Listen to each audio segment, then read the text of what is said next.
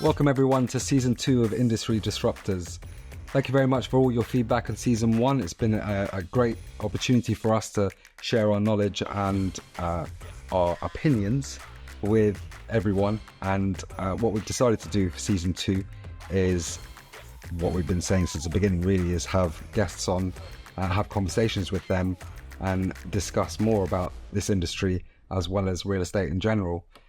So season 2, episode 1, Andy Nayyar. Hello, thanks for having me. You're most welcome. Andy Nayyar from Together Money. Yeah, that's it. Good to have you here. Cheers, thanks. I feel honoured that I'm your first guest. You should feel honoured. Yeah, I am. I'm very honoured, actually. Wonder what made you want to pick me. And I'll tell you, there was a theory behind it. Okay. And the theory goes like this. When I first got into bridging, you were my phone call, my first phone call. I remember that. Do you remember that? I remember very well. We talk about it a lot, don't we? And I got told about that. yeah, because you hadn't joined Hearthstone at that point. No, I hadn't, no. So you were You're my the first person I heard about it. Yeah, okay. Yeah. If you want. You were my first phone call. Mm.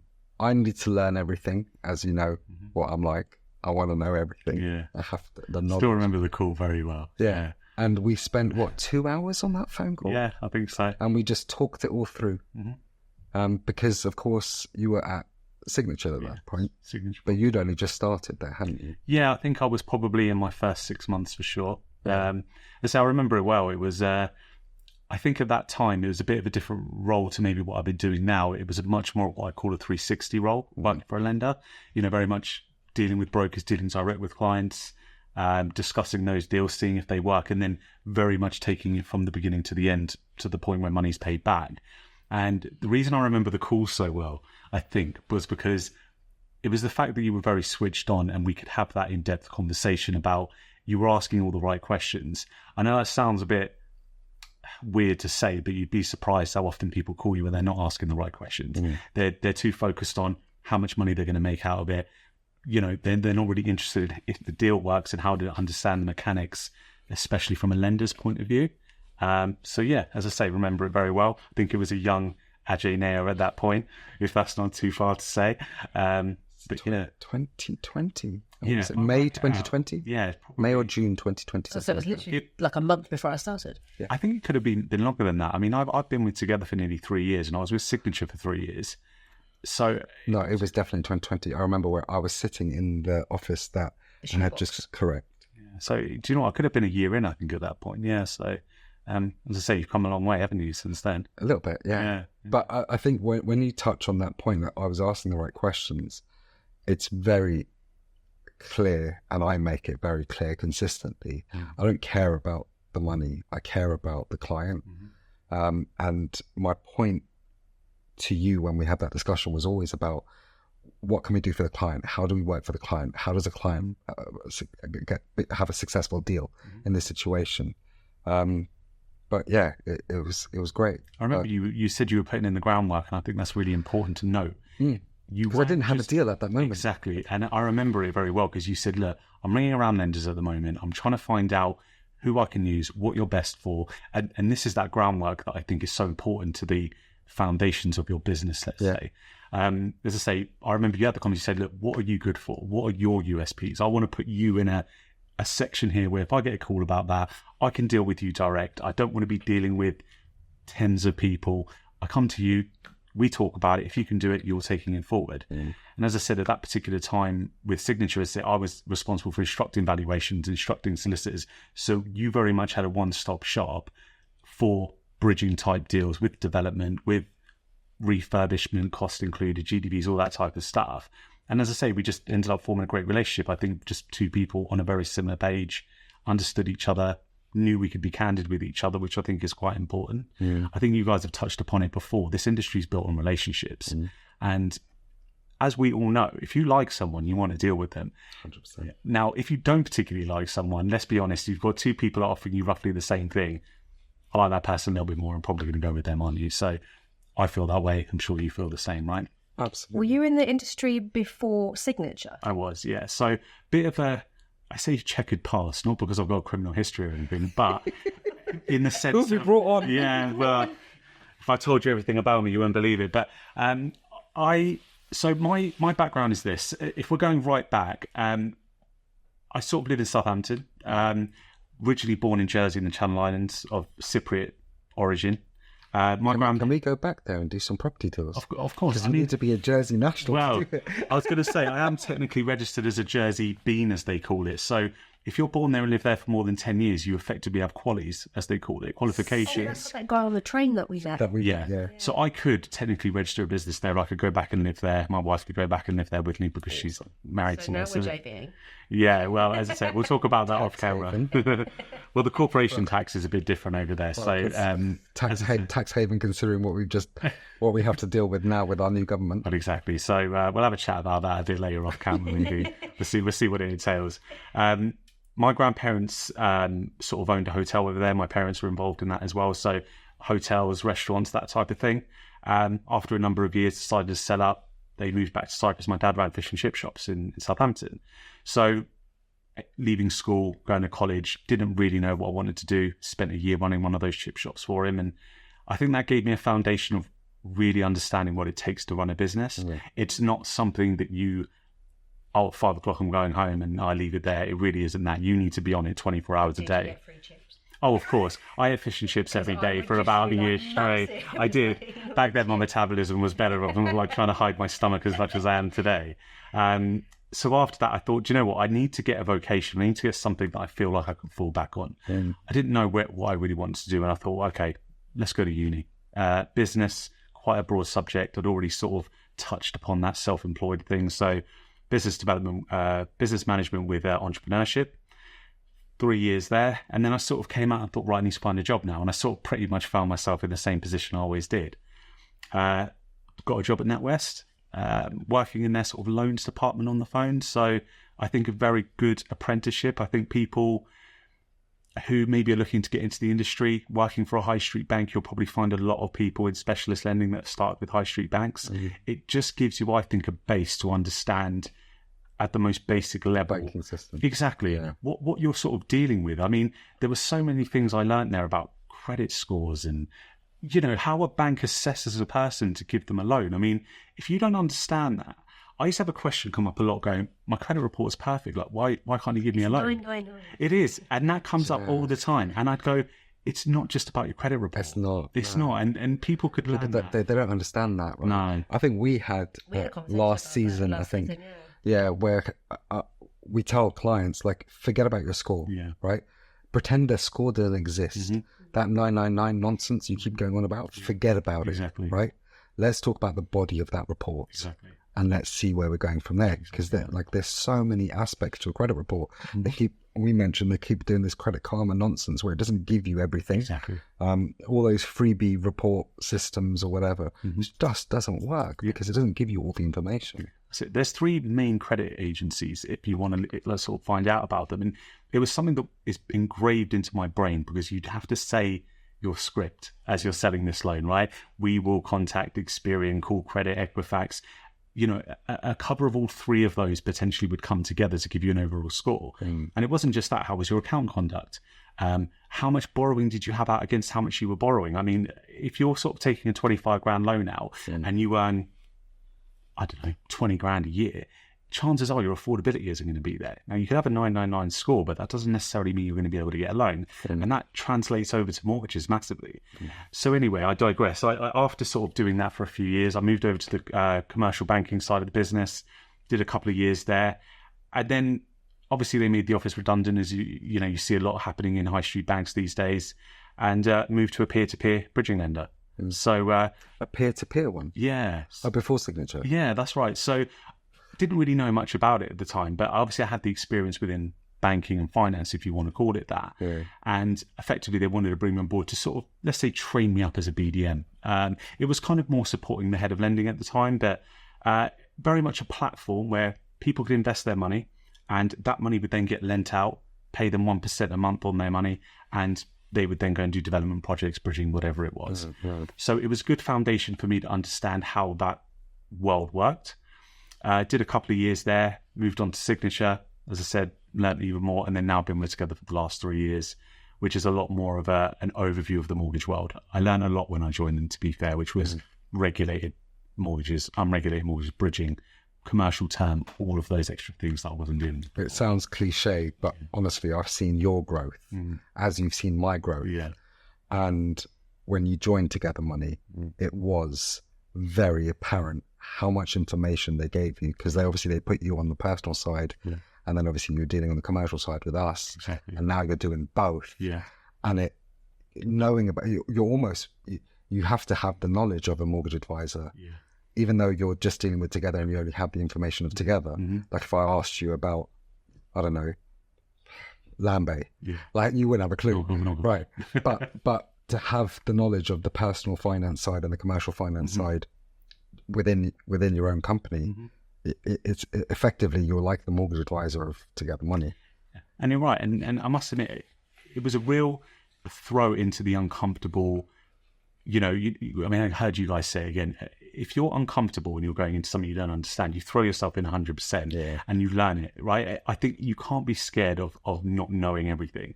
As I said, like you just mentioned it, I joined Together, only ever dealt with bridging, only ever dealt with unregulated type mortgages. And they go, right, we're going to put you in regulated mortgages because we've decided to have a bit of a split and see how things go. And that was like all of the BDMs. And I thought, well, I know absolutely nothing about regulated mortgages. So all of a sudden I had to learn quick, looking after some big accounts for the South. And as I said, I did a solid, I want to say 8 months of that. Know it like the back of my hand now. Yeah. And then they went back to, okay, we're going to use our BDMs to look after all products again. So at that point, I now know regulated really well. I already knew unregulated really well. Yeah. Again, I'm just better at my job. So as I said, there's not enough to be said about knowing everything about everything if you can. Just have a thirst for knowledge. And again, I think I've heard you say that before in the sense of, you were just had a thirst to learn for a while. So yeah, that's how it is. And I think so Together is obviously so big, and their criteria is basically anything with 4 walls and a roof. So you must get some interesting calls, interesting criteria challenges. It's funny you say that because you're so used to dealing with, I'd say, slightly more vanilla stuff.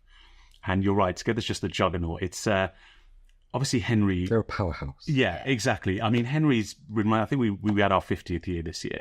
So he's been running this business for 50 years and he still comes in the office every day. He still has an absolute passion for it. And that's the key word, passion. Yeah, we met him a few weeks ago. Yeah.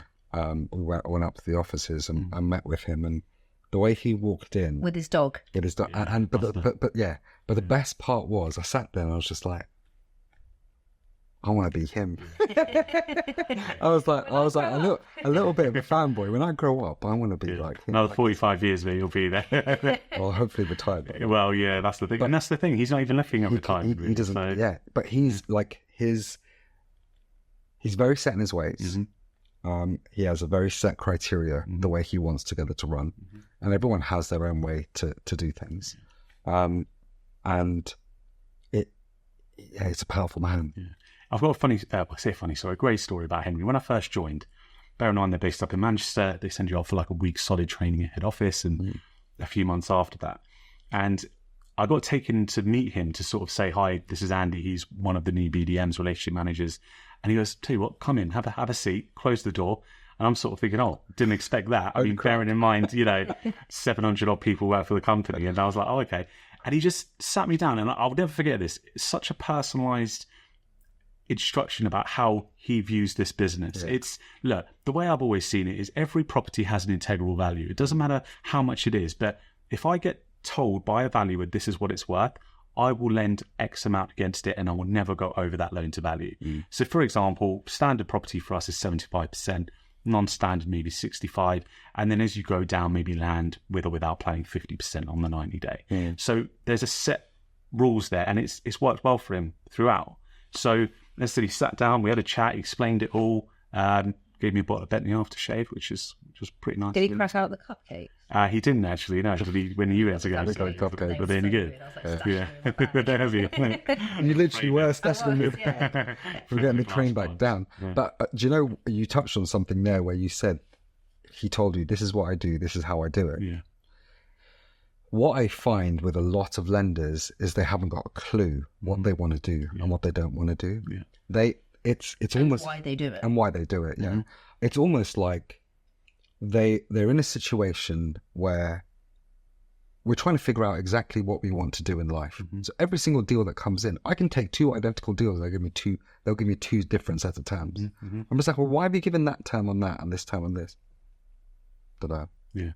And I think that's messaging coming down from the top. I think there's a lot of positive things to be said by one controlling person, if you will, flowing that message down the ranks. So everybody knows what that person wants as a business, and that's our direction.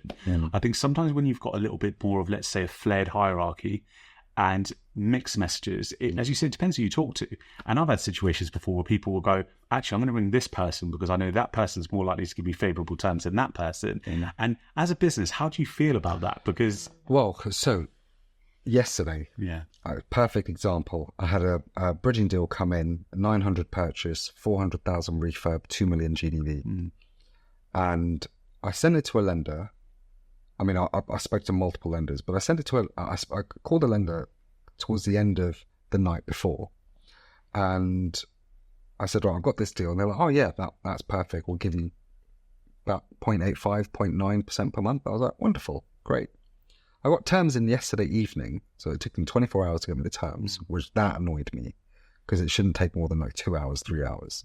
But anyway, so they come back at 10 to 5 last night and give me terms at 1.1. And I was like, what was the nonsense that you told me yesterday? Which means now I have to wait another day for them to come back to me. And it's just that kind of thing really bugs me. Whereas what I found with you guys was, here's the deal, okay, this is the deal, end of story. Like, it's never going to change. This is it. The loan to value may change subject to BAL. Once we've done the BAL, if things we don't like, then we'll put the loan to value down. But we know that in advance. We know what the risks are, what's going to happen. But I find that other lenders they just pluck out of thin air what they fancy doing. I think the thing with us is, to answer your original question, actually, I digressed a bit there, was I remember when I first joined Together, I'd see stuff come through and go, well, we're never going to do that. And people go, oh yeah, that's fine. On you go. And I'm like, what, we're going to do that? And they're like, yeah.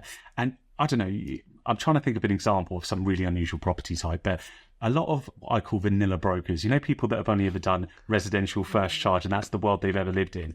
They'll ring me up and go, got this really complicated deal. It's really out there. And they read it to me and I'm like, that is the most vanilla deal that I've had in my life. Like, what? Yeah, fine. Like, here are your terms, on you go. And it's funny because the more crazy you see, the more what you used to think was crazy is normal. So, that's it. We pretty much do everything. I think the only things that we won't lend on are casinos, schools and houses of worship. And I think it's more from a reputational point of view than it is for not liking the building. Other than that, I think we can pretty much work with things. I think we've just added Scottish castles to that list because, as we know, they don't sell quickly, do they? And I think most people probably don't want to be stuck with a castle. I spoke to a BDM, one of our other BDMs the other day, and he said that one of the brokers sent him a train that was converted into a holiday let. Wow. And he sent me all of the pictures. Wow. It was just like, look at this, how cool is it? Amazing. So it's too quirky for us. And I was thinking, Together will do that. They'll do a train. Do you know what one of our main rules is if you can pick it up and move it, we generally won't like it. Because if you think about it, I think this is something that interesting for brokers to consider is sometimes you can sit on the other side and go, I wonder why a lender won't do that. It sounds fine. It sounds like it's okay. I think if you put your shoes in the lender and you thought, right, I'm lending my own money here, which is a key consideration we're always do. Would you lend your own money? Now, if you get stung on one deal, think about how much it may cost you if you have to then go to court, recoup the property, sell it at a loss. Let's just say you lose the money that you got at the outset, plus a bit of profit, plus you sell it for less. That deal could probably write off 10 other deals that you've done that are profitable. And you will look at that deal differently for the rest of your life. You get another deal that comes in that looks like that, you're going to go, no, remember getting stung on this. And I think that's why sometimes you might get a mixed message from a lender because you'll go, I don't understand why you won't do that. But they're probably sat there going, do you remember when we got stung really badly on that last time? We won't touch it. I know we're a little bit more cautious with caravan parks now. It's just one of those things. So, yeah, I think that's quite an interesting point that brokers can kind of sometimes pick up on. So speaking at brokers, when you deal with advisors, I'm sure that you've seen it all. You've seen the outright fraudulent advisors. The good, the bad, the ugly. Yeah, right. Yeah. Talk to us about that. What do you look for and how do you assess and how quickly do you know if an advisor is just not the type of person you want to work with? It's a good question. I think this comes in many sort of categories, if you will. So let's just take bog standard middle of the road brokers who maybe deal with some specialists, some don't. Yeah. So the first thing I point out is how people send you the deals. Yeah. Now, there are some people that think if I write War and Peace, I'm giving them everything they're ever going to want. They can't come back later and say they didn't know about it. That isn't necessarily the best way to go about it. Because I'll be honest, I open an email and I see the whole thing for the writing. I go, deal with that later. Yeah. And it's because I think I can't be bothered to read it. I don't need to know that the milkman's neighbour's dog once lived in it. I don't. Honestly, it just doesn't mean... The thing, there's like 5 or 6 points, and I'm scanning that going, right, what things am I looking for here? Probably 6 bullet points. What's it worth? Just lets Mira know that if he puts anything in, Yeah, maybe like try and give that a scan through before it comes through. I see clients send it to me. I'm just like, mate, none of this information matters to me. Just stop talking. Yeah. Here are my questions. Just answer my questions. And then they'll start telling me a life history again. I'm just like... Exactly, because I think for them, they're thinking, right, I need to let this person know what I'm trying to do and where I come from. But I don't care about that. I honestly don't care about what you do on the weekends, nothing like that. I literally want to know, what's the property worth? How much are you looking to borrow? What are your plans for it? And if it's a bridge, how are you planning to exit or any of that stuff? If you can give me that detail... Is it some sort of weird borrowing entity? Is it like a SaaS? Is it a limited company? Whatever. That's what I need to know. I can then go, right, this is what we can do. If there's anything unusual about that, just let me know what it is. And that's all. Then you've got the complete opposite end of the scale. Hi, Andy. What would you think of this? And a picture. And I go, well, I like it, thanks. How about you? You know, as I said, I need to know what do you want from it? And then I have to go back and go, so what product are you after? And it just becomes this really long-winded way of doing things. Outside of the initial inquiries, you've then got different experience of brokers. Now, I will always take the time to teach inexperienced brokers because everybody started somewhere. You start somewhere, I start somewhere, you start somewhere. I think it's important that you take that time to go, right, this is how we work. And actually, I get a lot of business from a lot of those people I dealt with now where I've grown with them. I've taught them the ways in the beginning. I've said that these are the things you want to do. And now they bring a lot of business because they're a lot more experienced. Some of the things that... That's very rare, by the way. Do you think? I mean... I don't think any BDM gives a shit. Really? Yeah. Because not any. Yeah. Very few BDMs give a shit. If they can't be asked to teach a broker or teach an advisor. Because for me, I feel like customer service is 90% of the job that I do. I think the relationship, absolutely. Yeah. Customer service, a relationship, the psychology of your conversation, I think it is, yeah, absolutely. I think if a broker can trust to ring you and not feel that they're bothering you, that you've got the time to speak to them, you know, you speak to them nicely, politely, because that's another thing I was going to say. I think some brokers have got this view that if they shout and bellow and F and blind, that they're going to get stuff done quicker. Now, there are certain scenarios when someone's about to lose money and you're a day before complete. Those I get. I think in the earlier stages when someone's trying to throw their weight around, as a relationship manager, you can sometimes get turned off on that and you'll go, well, if that's how you want to act, you're probably going to go to the back of the queue. I used to see it a lot in NatWest on the phones, and people would ring up and you'd see they had £1 million in their account and then they're shouting at you about a £12 charge and you're like, come on, mate, you can afford it. Yeah. But then you'd have someone else got no money in their account and they haven't even noticed it. And you go, mate, you know there was a charge here for something that wasn't your fault. And they'll go, oh, actually, I didn't realise. You go, well, I can refund it to you if you want. And they'll go, okay, nice. And you treat that person a lot better. I take that away now when I call centres and I go on the charm offensive. Because if you ring someone up and go, look, I know this isn't your fault. This is the issue that I'm having. Is there any way that you can help me? That person is a lot more likely to help you than if you ring up and go, right, I've had enough. Your company is this. Yeah, well, mate, my emotions, the emotions that I go through on the phone to you, is something I've never experienced anywhere else in my life. What, a good way or bad way? I'm working. You tell me. Like I'm crying. Yeah. I'm like it's hard work. I think so. I don't think anyone out there, and I'll say this to the audience, I don't think you actually realise what we go through and how much work we do as advisors. I think the cliche out there is that an advisor does absolutely nothing, and they're not worth salt. Yeah.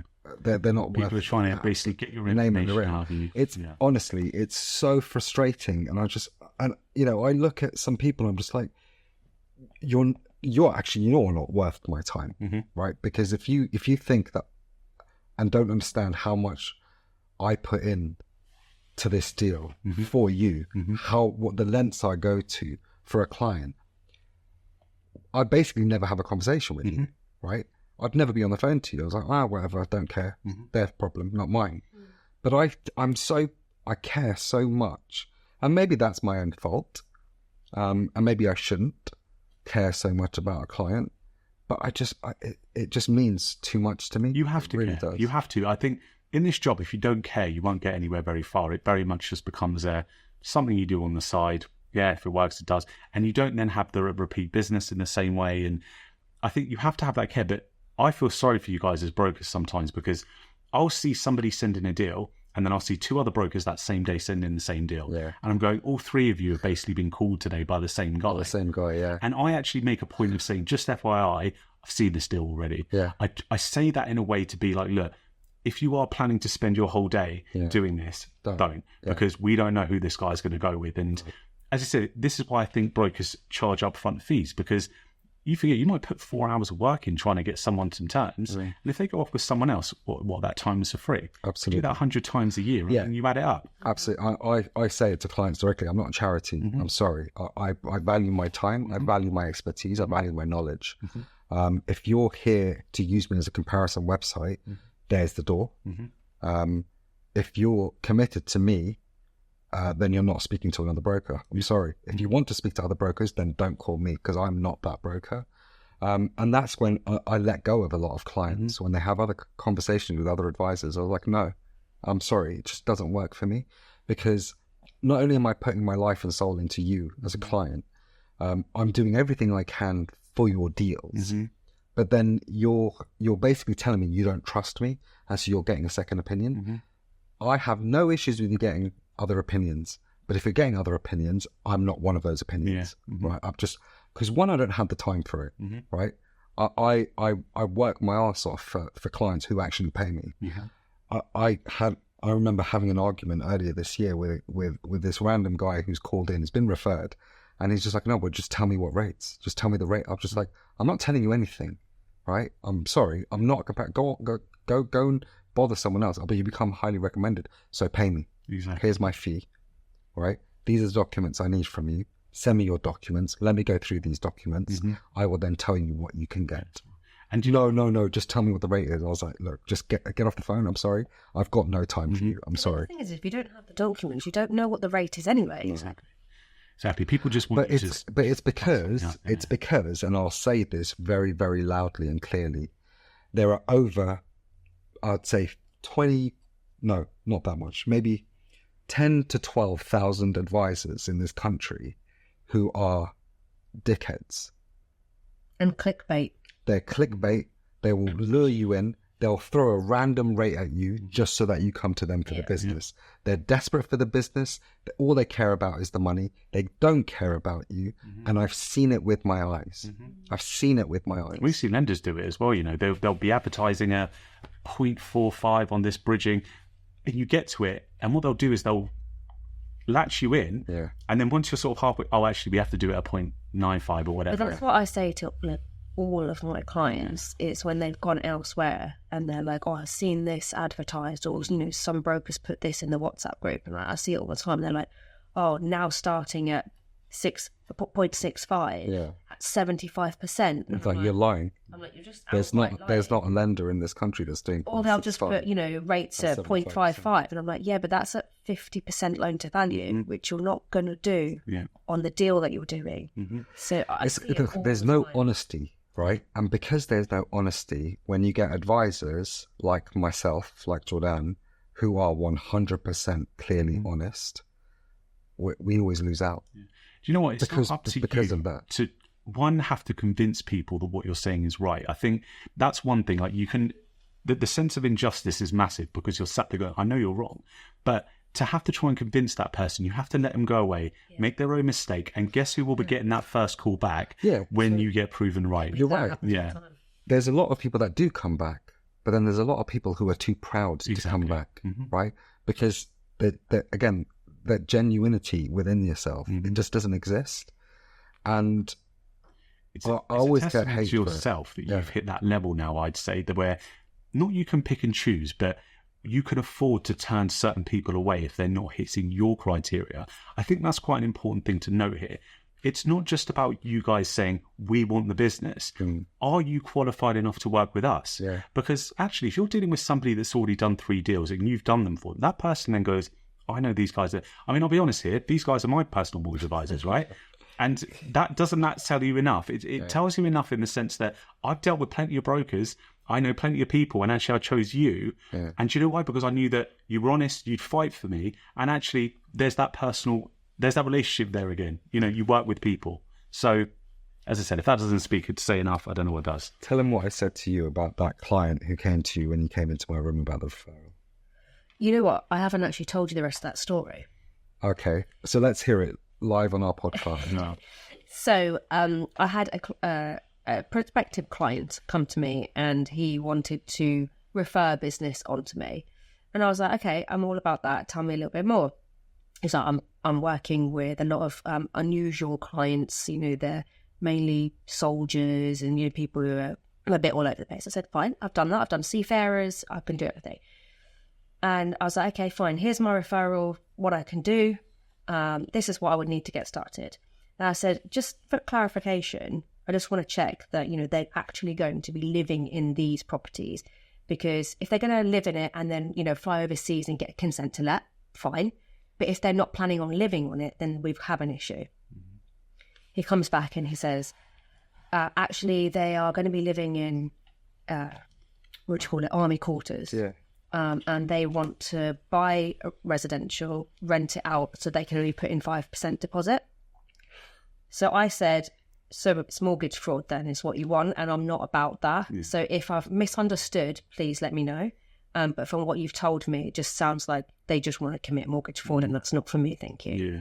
And never got a reply. Yeah, absolutely. But the whole conversation started with, I'm looking for a new mortgage advisor. I don't want to work with my existing mortgage advisor anymore. And then the second question was, do you do referrals?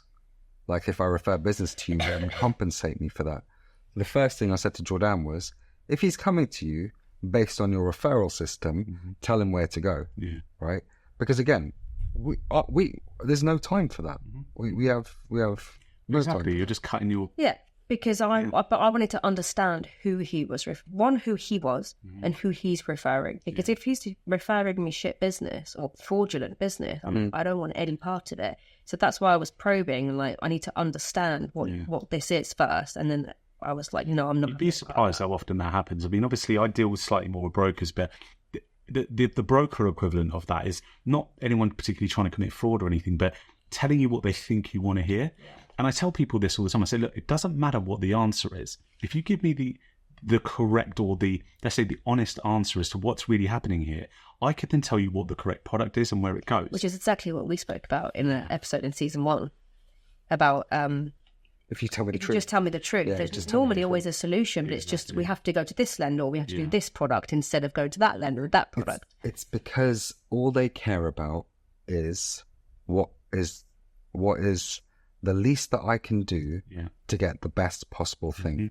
And I don't care what lie I have to tell. I don't care what story I have to give. That's what I want. The thing is what they don't realise is they're not very good bloody liars. Yeah. Right? I catch them out in a second. We always find out in the end, that's the thing. Yeah. And all it ends up doing is hurting the customer because it gets found out near the point of completion. Right. People then go, you told us this. Right, but then what they do is, no, I never said that. Exactly. I never said that. And then you pull out the email. Right. but then not only that, what they do is they also then have a go at us and say it's our fault, right? Oh, yeah, they're shit, we're going to go to another broker. They're going to have the same experience, right? And the problem is it just keeps going, right? So I guess that kind of comes on to our last point, which is fraud prevention. Now, we do incredible checks to make sure and figure out where there's someone who's dodgy. Obviously our CPD, there's so many fraud prevention CPD like kind of tests that we do almost on a monthly basis. Our compliance team keeps sending them through to us. Right, learn this, here's your test. Learn this, here's your test. From your perspective as a BDM, like not together obviously because they've got teams of people, thousands of staff or whatever, hundreds of staff that deal with it. From your perspective, 1, a fraudulent broker, 2, a fraudulent thrill. Fraudulent three. You were one too many last night. I just made up words. Just made up a word. I just made a couple words. No. 2, a fraudulent deal. 3, a fraudulent borrower. Your take, how do you pick up on it, and what do you do in that situation? So, good question. I think as a BDM, I'll put it this way: I get 120 emails a day, right? Now, granted, 25% of those are probably bridging commercial magazine, sending me an update on what's happening in the industry, but the rest of those are generally questions and their inquiries. When you've seen enough inquiries, there's certain little red flags that you get. For example, backdoor resis, for example, with Together, we only allow a certain amount of refurb. We don't particularly like heavy refurb. When people start trying to jam in the fact that it's not heavy refurb, but they're going to turn this 2-bed house into a 7-bed house, but it's only like cosmetic work on the inside. What they don't realise is that we're already 4 steps ahead of them, right? And that's such an important point to me, because if you think you're going to be clever, trust me, I've seen every deal under the sun, that I will ask a question that seems very mundane to you, but I know the answer to that question. Whichever way it comes in, I know which way it's going. So as I said, it's like playing chess. You're 3 steps ahead. Now, if at that point they decide to give you the answer where you think this doesn't sound quite right, but you have to take them at face value, because sometimes those answers are right. You can't start going out there and saying to people, you're wrong, this isn't what's happening. At that point, it's then going to go to compliance checks. It's going to go to the checks that are done through solicitors. They will pick it up. And as I said to you, that only hurts the client, because if the client's being honest and the broker isn't, when you get to legals and that person's already paid money for evaluation, legal fees, and they're a week away from completing and this thing comes out, you have to change the whole deal. Guess who looks stupid? Mr. Broker. And so, unfortunately, that's a hard lesson some people have to learn. Do you strike brokers off? Oh, yeah, of course. I mean, as I said, at the moment of any sort of fraudulent activity, trying to change things, trying to not telling us the truth, I mean, if it's something that, let's just say, is maybe a slightly honest mistake, it takes a firm talking to. The moment you think somebody's done something on purpose, it is strike off. And at that point, you're effectively... You're done. Well, your career, you're sort of effectively gambling your career on what? Maybe a deal that might pay you a few grand. Is it worth it? I mean, at least we kind of get the same thing with the clients, right? We get a lot of clients who come in and they genuinely don't know that what they're trying to do is fraud. And as soon as you tell them, they're like, oh my God, I didn't know that. Or they were told that by another broker, and then they just assumed that was correct. But we do get people who come in and they're actively trying to buy resis, but it's for a buy-to-let just because they want to put less. They're the risky ones. I think plausible deniability is one thing. If somebody's not... I think this is why it's worse when a broker does it, because they understand. They've had the training. They know what it takes. For a person that maybe just came into a bit of money and goes, I want to get into the property industry, and just thinks, oh, if I say this, they're going to say no. And that's something slightly different. When people are actively being fraudulent, that is such a massive red flag. And it's what led to things like, what was it, the 2009 mortgage bubble that burst, and people getting 3 mortgages in America off a 10 grand a year salary and whatever else. And what you'll find is on the broker side, those kind of clients will just jump until they find a broker who's corrupt enough to do it. Or if they're going direct to a lender, they're going to go to a lender who isn't very morally correct. Who's like, oh yeah, we'll do that. There are lenders and then they'll default and we're at the money. Well, the thing is, I mean, I used to see that at the peer-to-peer lender I worked at. You'd get people that were trying to force things in that just didn't fit. And actually, that job in particular, I would say, taught me quite a lot about what not to do in the lending world. I mean, it is important to know what to do, but it's also important to know what not to do. And as I say, lenders can go down very quickly on a few bad deals, and we've seen it happen. It's why it's such a testament, I suppose, to somebody like Henry, that he's been in the industry for 50 years. He's seen it all. Yeah, exactly. He has. He's seen the ups, the downs. There's not. I mean, even most recently, COVID. I mean, COVID, the 2009. Like, there's so many things you have to weather through, and I think this is why sometimes you have to be slightly cautious with your book, but at the same time, you've got to be competitive. Yeah. So. Henry said one thing that kind of struck a chord. He was just like, "There's a reason I've been here for 50 years," and it's exactly that. There's no fooling him. He's on it. He's brilliant. But thanks, Andy. No I really appreciate your time. Thanks for having me. It's been a long kind of career that that we've had together. Yeah. And I've kind of followed you around wherever you've gone. Yeah, which I appreciate. So, and yeah, thanks for using us as your mortgage advisor. No worries. See, testament, if a BDM uses us, yeah, you lot should use us, because that's the best testament you can get. In fact, have you put a review I on your literally just wanted to ask that. Have you done a Google review? I want to say I had. I know I sent you a bottle when we did the last, like when you got me my first mortgage, but I'll put one on regardless. I'm pretty sure I did, but I'll double check it. But yeah, thanks, mate. I appreciate it. Yeah, thanks for having me. Thank you so And much. I always, thanks. So, thank you very much for tuning in. Andy Neo from Together Money. Pleasure to have him here with us. Thank you all for tuning in. Make sure that you leave any comments. Make sure you like it, subscribe, all of that nonsense. Remember, we can't get out to the masses unless you engage with what we're doing. So it's very important for you to please leave a comment if there's anything you want to discuss, if there's anything you liked. If you've got terrible things to say, don't do it. But thank you very much, and we'll see you again next time on Industry Disruptors.